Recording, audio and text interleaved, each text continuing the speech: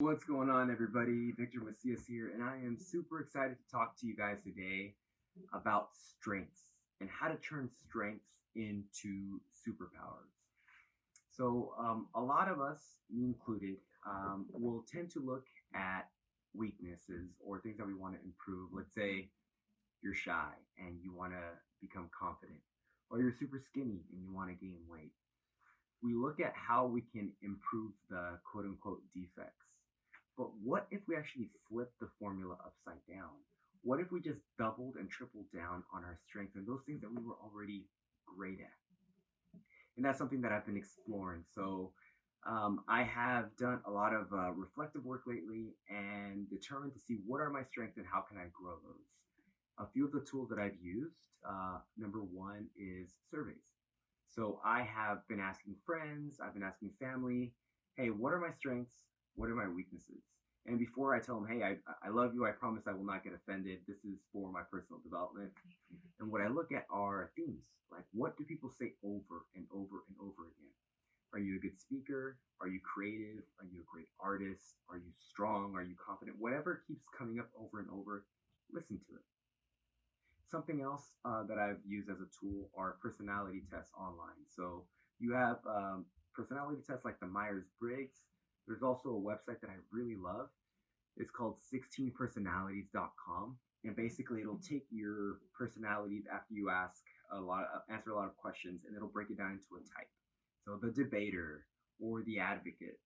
And those personalities will have certain traits, certain strengths that they have. There's also writing like love and hate lists. So what do you do when you have free time? If you had $10 million in the bank, what would you do with the rest of your time?